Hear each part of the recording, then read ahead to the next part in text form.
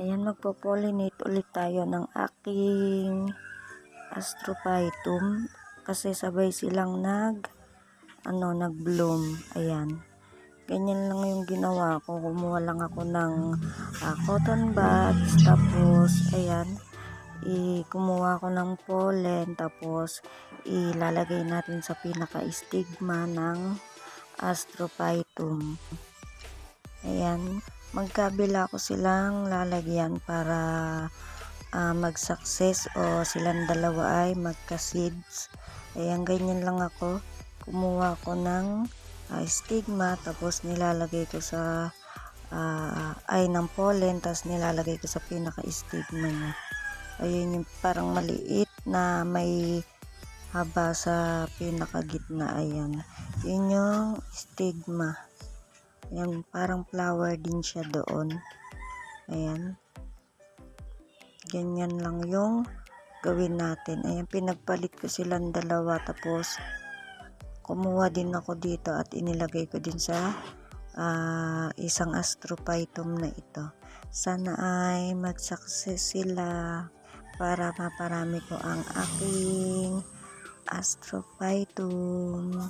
Ang gaganda kasi nila at ang gaganda ng kanilang mga flower.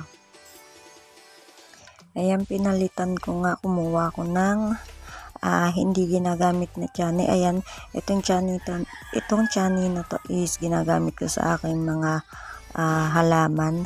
Ayan, ito is kukunin ko yung pollen tapos isasalin ko siya para kasing hindi masyadong na kukuha sa sa cotton buds, parang hindi kumakapit, kaya ito ang ginamit ko.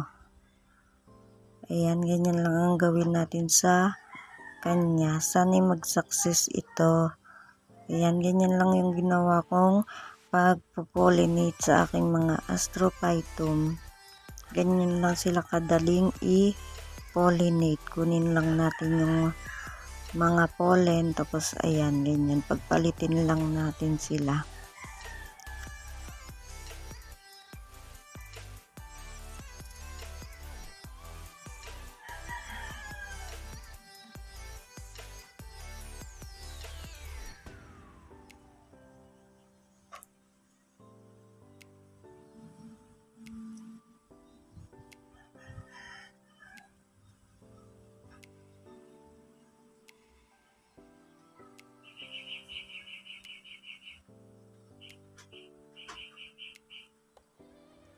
Ayan, tiyagaan lang talaga sa pag-pollinate. Ayan, kung gusto talaga nating dumami ang ating Astrophytum, ayan, habaan natin ng ating patient. Ayan, para pag nag-success naman ito is ang sarap sa pakiramdam, di ba? Ayan, na yung ginawa natin, yung hinintay natin, at yung pinagtiyagaan natin is magsa-success. Ayan.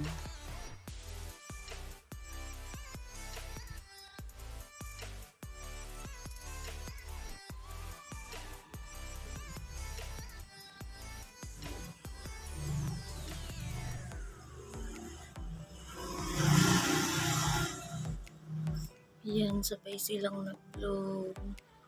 Ayan o. Ito ka-open lang. Ganda, diba? Ay, ang ganda nila. Ayan o. Sabay pa sila. Maganda silang lalo pag sabay-sabay sila. Pag sabay-sabay yung mga astro ko na nag-bloom. Ganda nila o. Yan. Paano kaya kung tatlo sila dyan? Ano, ang ganda. Ganda nilang tingnan. Yan siya. Ganyan yung niya. Yung flower niya kasi pinollinate ko sila. Ayan. Yan. Pinollinate ko silang dalawa. Sana mag-success. Ayan o, ang ganda, diba? Oh, ganda nila. Pinollinate ko silang dalawa. dahil sabay silang bloom. Meron ako nakikita color pink yung ano nila flower, pero eto is magkamukha lang sila. Ayan, ganda nila, diba? Pag nagsabay-sabay pa yung aking mga astro, lalo silang maganda. Ang gandang tingnan pag marami at sabay-sabay silang bloom. Ito is saglit lang sa akin nag-bloom. Yung iba is meron na ding mga flower buds. Meron na sila. Ayan, sana is lahat sila ay mag-bloom para maganda silang tingnan. Ganda ng flower niya, diba? Yan, na-pollinate ko na silang dalawa. Sana mag-success ang aking pollination. Kasi yung una sa sarili ko lang ipinollinate, tapos hindi siya nag-success. Ayan, sana sa dalawa na to, ayan, mag-success sila. I-update ko kayo pag naging successful ang aking pollination. Ito is napakarami na sa akin binigay na flower. Sobrang apakadalas niyang mag-flower, pero ngayon ayan, dalawa na sila. Yung iba nag-flower na din. Ito yung nag-flower nung una. Ayan, ito yun. Yan yung nag-flower before. Ayan. Tapos sunod ito. Ngayon ayan, sana is magsabay-sabay na sila flower. Ang ganda, diba? Ang ganda.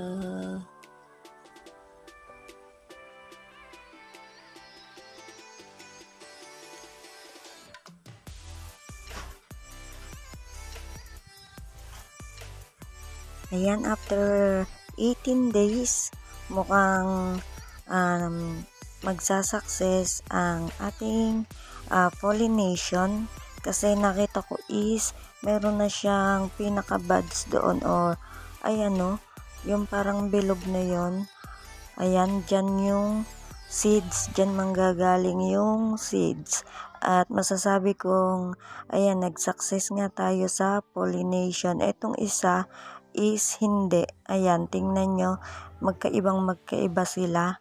Yung isa is mas malaki or may bilog na siya sa pinaka, ayan no, ayan, parang bilog na siya. Tapos yung isa is hindi. Siguro kasi bata pa yung isang ano na yon, yung isang astrophytum ko na yon, kaya ito ang nag-success. Ayan, nakakatuwa kasi meron na tayong seeds, o magkakameron na tayo ng seeds. After 1 day, ayan, nakita ko is pumutok na siya. Ayan no, meron ng seeds na lumabas sa kanya. Ganun pala yon, kusa siyang puputok, tapos ayan, lalabas yung mga seeds niya. Ayan, successful ang ating pollination. Yay! Ayan, meron na tayong maitatanim na seeds.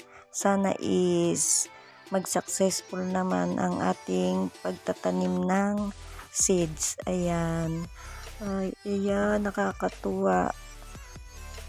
Itanim na nga natin. Dito ko nilagay, meron siyang takip. Ayan, dito ko ibinudbud yung mga seeds niya. Ganyan lang yung ginawa ko sa kanya. Binudbud ko lang yung seeds dyan.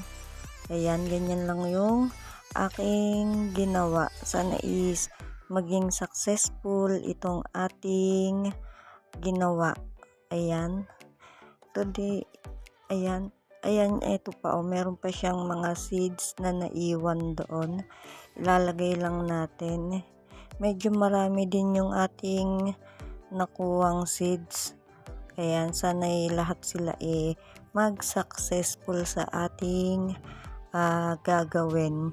Yung iba naman, ang ginagawa nila, bumibili na lang sila ng seeds, tapos ganyan yung gagawin nila, itatanim na lang nila para hindi sila mahirapan din sigurong mag-pollinate or para magkaroon sila ng astrophytum, kasi medyo pricey nga yung mga astro, lalo na yung mga B-type, kaya siguro mga seeds na lang yung kanilang binibili. Ayan, napakaliit ng seeds niya, 'di ba? Ayan, no, parang hindi tutubo. Ayan, sana is mag-success. Ayan, tinanggal ko yung pinakatakip niya. Tapos nilagay ko siya sa ano na to, sa plastic na to, at lalagyan ko ng water. Ayan, tinesting ko kung magkakasya diyan. Lalagyan natin to ng water para mag-moist. Ayan, para mag-moist itong ating paglalagyan, kasi gusto yata ng mga ng mga seed na moist para tumubo sila. Ayan, ganyan lang ang aking ginawa. Sana is mag-success at tumubo ang ating seeds para meron tayong seeds. Ayan, eto na nga. Ayan, nung December 3 ko itinanim itong seeds na ito. Tapos, ayan, may water siya sa loob, nakita nyo, para mag-moist. Ayan, nag-moist naman siya. Tapos, titingnan natin kung merong tumubo. Ayan. After 12 days, ayan na siya. Ayun, merong konting parang nag-success.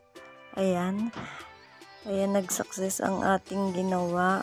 Ayan siya, oh. Ayan. Hindi ko alam kung damo ba itong tumubo na to or yung seeds na talaga. Sana is yung seeds na, kasi nakita ko sa taas ng green na yan may seeds. Yung seeds, yung balat. Ayan, kaya sigurado ako na nag-success ang ating seeds. Nag-success na tumubo. Ayun pa yung ibang seeds, oh. Hindi pa siya tumutubo. Ayan, ilan pa lang yung tumubo sa kanya. Binilang ko ito ay bali 7. 7 pa lang yung tumubo sa kanya. Baka ito damo. Joke lang. Ayan, ito na nga ang ating astrophytum na nag-success. Ayan, sana iba-iba ang kalabasan o form ng ating astrophytum na ito. Ayan, nakakatuwa kasi ayan, nakapagpatubo ako ng astrophytum galing lang sa seeds. Ayan, i-update ko na lang kayo pag lumaki na ito at naging astro na talaga siya. Ayan, ibabalik ko siya doon at i-moist ulit natin. Ayan, tiningnan ko lang kung nag-success at tumubo. Ayun lang guys. Thank you for watching.